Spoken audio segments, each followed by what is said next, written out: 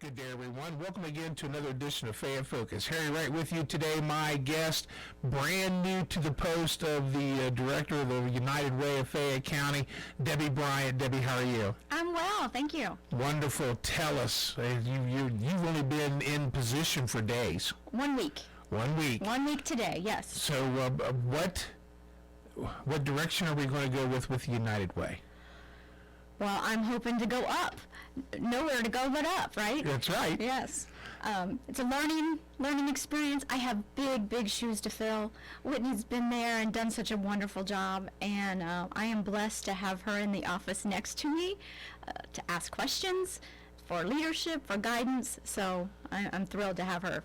Wonderful. Yeah, Whitney did a great job, and of course Whitney's gone on to take the post as president of the Chamber of Commerce, so on bigger and better things there. Now, United Way, big job. 29 local entities count on United Way for some of their funding, and boy, that's got to be a little imposing, isn't it? It is, and we actually, my first week included funding allocation week.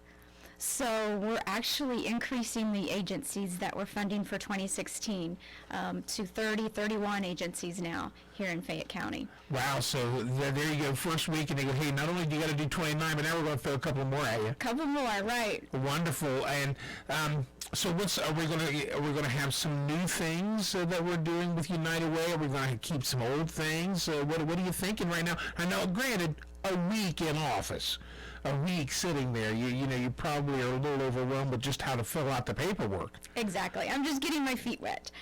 So I think right now things are going to stay pretty much the same until I learn more about the United Way, more about Fayette County, more about the people of Fayette County, the needs of Fayette County, and then slowly but surely introduce maybe some new things. And I've done fundraising in the past, so maybe bring some of those ideas to Fayette County. Now tell us a little bit about Debbie Bryant. Okay. Originally from Clinton County, grew up and went to high school in Wilmington and then off to college. I've been in Fayette County now since 2012. I am married to Rod Bryant. Just got married in August, and so Fayette County has become home, and I love it. It is such a wonderful community, and I feel like it's very, very similar to what I grew up with. Very similar to Clinton County. Clinton County, well, yeah. Kind of like all the counties in the area, or it's just the people across the borders are about the same. Right. That's right. Great places to live, obviously. Now, what do you perceive that is going to be your biggest challenge as the director of the United Way here in Fayette County? I know I put it on the spot, folks, but... Yes, just learning the job. There's so much more than just fundraising. There's so much more than just the campaign. It's actually serving the people of Fayette County and getting volunteers to serve other fundraisers, other events. When we fund an agency, those volunteers are actually committing to us to kind of help out as well. So just learning the agencies, getting to know the people, and learning Fayette County. Of course, the list of the places that the United Way helps, I mean, Rose Avenue Community Center's on the list, the well at Sunnyside. You've got my sister's house, and I mean, she's got the list there in front of her, and just give us some of the things that United Way helps to fund.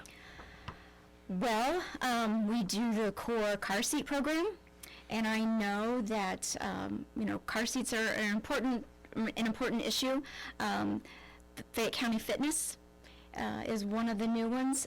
Rockabye Daycare. It's a broad spectrum. And the reason I wanted her to list some of these was because the point that I'm going to drive home now is it's going to be hard to find anybody in Fayette County that is not affected or knows someone who is affected by help from the United Way. Exactly. I mean, we cover health agencies, we cover income situations, education, safety, all those, and so you're absolutely correct. affects everyone. And of course, one of the fun things they do is the spring fling dance. Everybody's all cramped up for wintertime and we're ready to get out and cut loose, and then the spring fling dance is always a good fun time. And that's not really what I would call a fundraiser. That's just a fun thing. Well, I'm not familiar with it yet. I know that's one of the things I've got to get on my list, but yes, it is. Not only do we want to help raise the funds that we need, but like you said, it's an outlet. Have some fun after the winter months. That's right. It is a great thing. It's something that we look forward to here in Fayette County. So we got the whole new year ahead of us. Now we're going to interview you throughout the year, because anytime you have something coming on, you'll be on the show. But I'm really interested in next July when we interview, because then we can do a review of the first year. We can go over this is how I thought it was going to go, here's how it went. And you asked me earlier what was the most forbidding and hard thing about the job. Well, here's what I found out. Right. So I'm kind of interested in that. We wish you nothing but good luck. You'll be a regular guest on our program here, I'm sure. I hope so. One of the things that I want to squeeze in real quick is our Stuff the Bus campaign. And I'm actually right in the middle of that too. I'm learning about Stuff the Bus, but we help over 5,000 kids here in Fayette County with school supplies. So that is up and coming. You'll see collection bins all over the county, and we've had some sponsors already step up to the plate, and I'd like to thank them. But just be prepared to bring in and donate those school supplies. So the next time that we talk, we'll be talking Stuff the Bus. Stuff the Bus. All right. Exactly. My guest today on Fayette Focus, always a pleasure to have the United Way on. They do so much for Fayette County, and we wish the new director, Debbie Bryant, the best of luck, and we'll see her many times. Debbie, thanks for coming in. Thank you so much for having me. What HEAP is all about. Tell them what HEAP is all about. Okay. HEAP actually stands for Home Energy Assistance Program.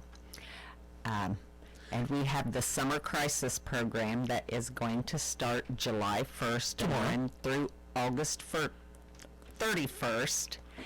And that is to help people that have chronic illnesses and are in threat of disconnect. We can help with a one-time payment to keep their service from being disconnected, or if they are moving and are getting new service. So the crisis, the summertime crisis prevention thing is just a small part of what HEAP does. Right. But if you maybe have asthma or something and you can't go without an air conditioner and you're behind on your electric bill and the electric company says pay up or we're going to cut you off, that's where you guys come in. Right. Now, and for those that are familiar with the various HEAP programs, because there's a winter crisis, there's a summer crisis, and then there's just the regular HEAP benefit that's a one-time yearly benefit that goes towards their heating. Right. One of the major changes this year is anyone that is on PIP cannot be assisted through the Summer Crisis Program. Now explain what PIP is. PIP is a percentage of income payment plan. Okay. It's where your electric bill is set at one payment and you pay that much every month. And it's a percentage of your And it's a income. percentage of your income. And so the eligibility requirements is you have to be 175% of the poverty guidelines, which means a household of one cannot make over $20,597 a year. Which is pretty lenient, right? And then say a family of four, your income can't go over $42,437 a year. Now, with that being said, I can't stress enough, as there are a lot of people on the PIP program so that they can afford their regular monthly bills. Right. So if you're involved in that, then you're not going to qualify. You cannot get any help this year through the summer crisis. So if you are in threat of disconnect, if you have already been disconnected, we can't help you. But most of the people that are on PIP are making those payments. And I would most of hope so. Yeah. I would hope so. yeah, because it's not like the Yes. full-fledged electric bill. Right, It's like, right. okay, well, whatever the percentage, here's what you Right. got to pay. So Yeah. it's affordable. Right. But Right. there are a lot of people who qualify for these At programs. 175% of the poverty guidelines.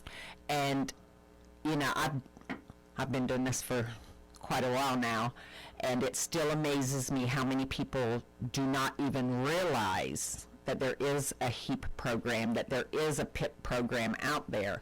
So, you know, anybody that is struggling to pay their utility bills, you know, they just need to contact us, and, you know, we can give them the guidelines, we can run them through, you know, because, Now, if there's somebody out there that wants to contact you, how do they do that? okay, just call Community Action, and the number's 740-335-7282. And they ask for HEAP. And just tell them that you have questions about HEAP, and either myself or Tracy will be glad to answer any of your questions. And folks, there are funds available. If you are someone who struggles with your energy bills, there are funds available that people don't know about. I mean, the people there's so much. And I mean, even if you have a good grasp of the knowledge, boy, there's just so much to Right. know about this, isn't there, Judy? Yes, and the and you know, and even if somebody has, you know, if they look at their income and they say, oh, well, in the past year we've made over whatever that is.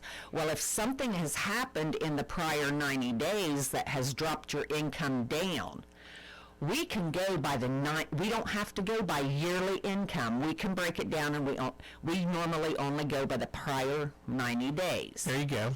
And then sometimes, you know, if you're over income for that 90 days, then we can take it back and do the whole, we can, you know, sometimes there's ways that we can put the numbers in there, and people will qualify that never thought that they could qualify. And it could be anything. It could be an illness. An illness has caused you Right. not to earn as much Or in the if you- last 60 days as what you thought, or an injury, or, you know, anything like that.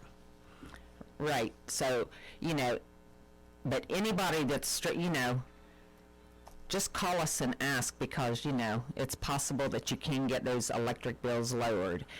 And, you know, and we get a lot of people, you know, that'll say, well, I don't like to ask for assistance.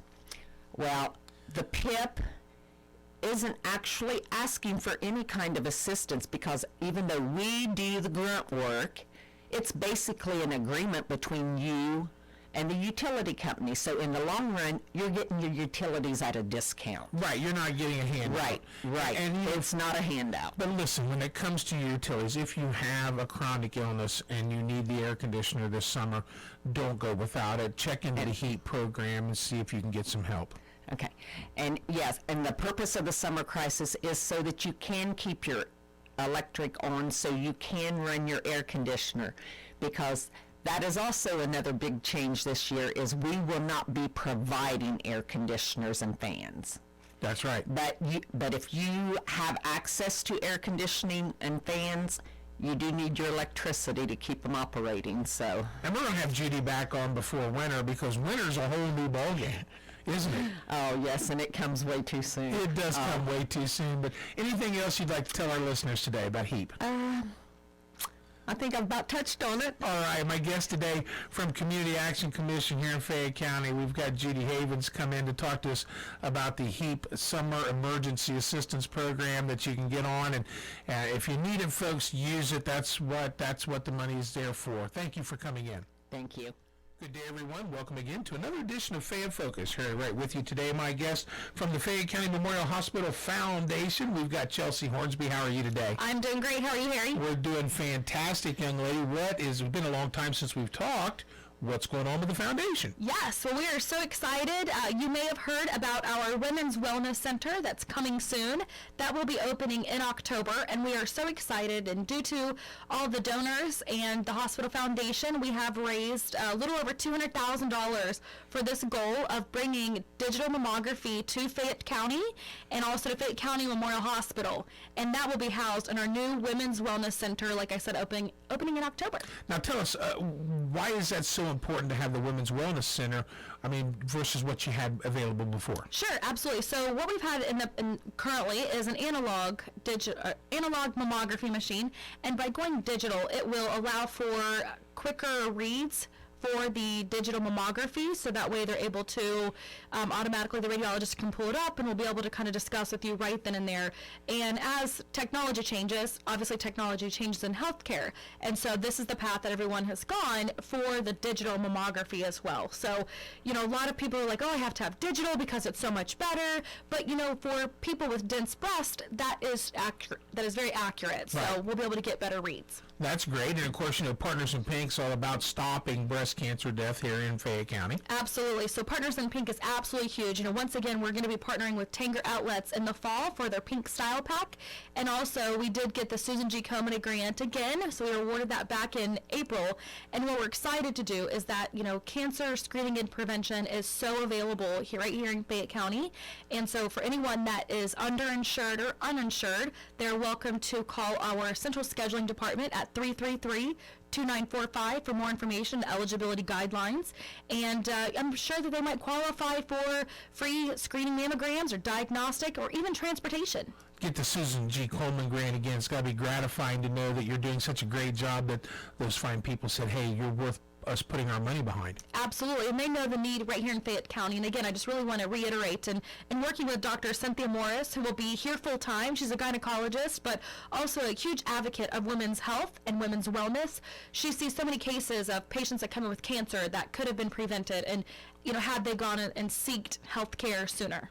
So now, what the hospital, the complex, the campus, if you will, is thriving nicely. You're bringing more things in, and this is relative to maybe OSU becoming, a partner with the hospital. And tell us a little bit how the relationship is going on so far. Sure. The OSU affiliation, where they did help us secure a digital mammography unit, these funds were strictly raised by the foundation board and many significant donors. And for example, like Phi Beta Psi sorority, they contributed tremendously. We had an anonymous donation, and Shirley Pettit, also with Pettit Enterprises, put it out there that she made a donation, and also kind of tasked people with making kind of matching that donation as well. So we've been able to put this together through the foundation right here locally. With OSU's affiliation, we're so excited and moving forward with OSU Orthopedics. Just one day last week, they seen 42 patients in one day. I mean, that's remarkable. And in August, we will be having orthopedics full-time, so 5 days a week. And we're so excited to have OSU Orthopedics here to support us. And, you know, that potentially means maybe more surgeries done here as well. You know, it's great if you're out, either if you're an athlete or a farmer, or you get twist an ankle or something out in the yard. The quicker you get that care, the faster you'll heal. Will be back to normal. Absolutely, yes. We have our OSU Orthopedics phone number is 333-3259, and that's OSU Orthopedics. And I highly recommend them. And go Bucks! I mean, it's so exciting to have OSU right here in our backyard. It sure is. Now tell us a little bit, maybe give us the insider scoop on some of the things that's going to happen here. You got some insider information about some of the new things that might be coming? Oh, new things. Well, it seems like every day brings something new, and with healthcare, we're just constantly changing and evolving with the healthcare times. But just the Women's Wellness Center is our project that we're really working on right now. And one thing really exciting is you might be seeing some new exterior and interior signage around the hospital campus come this fall as well. So we're looking on the September timeframe, and we do have an OSU word mark that's going to be on there as well. So new signage. We had our beautification day back in April. Well, I was going to ask about that, Yeah, that was great. So we had over 60 volunteers that came. We planted over 380 plants and shrubs, and it's very exciting that 98% of the flowers and plants that we planted are still alive. So the rain does help it grow a little bit, but at the same time, I haven't seen too many plants wash away. I happened to drive by while the beautification was going on, and scurrying little workers everywhere doing it. What a great difference it made. Yes, it was fun. We I think about 40 tons of mulch that we put down in April, and it went really well. Excellent. Now, any plans maybe at the heliport putting a big block O on the helipad? Wouldn't that be nice? Well, yeah, because that way everybody coming in, the helicopter pilots can go, oh look, there it is. That's right, little block O. So thanks for letting us in on some of the things that might be coming on. The hospital right now is in a period of growth. and I see lots of things happening and expansions, and which is what was said when the partnership was made. You know, there's just going to be a lot more opportunities for healthcare here in Fayette County. Absolutely, yes. And those, the relationships and, there are things going on behind the scenes with the affiliation, but, continued growth for the hospital and very exciting times ahead. If someone would like to make a donation to the Fayette County Memorial Hospital Foundation, you can do it two ways. You can make a donation that says, I want to just have my money go to buy this piece of equipment, or here's my donation, use it as you need it. How do they do that? Absolutely. Well, it's really exciting. On our hospital website, so www.fcmh.org, in the top right-hand corner is a donate button. And if you utilize PayPal, you can just easily make a donation by clicking on the donate button and whatever your monetary donation is. Or if you'd like to call, you're welcome to call 333-2710. That's the foundation office. Or we also have donation envelopes scattered around throughout the hospital as well.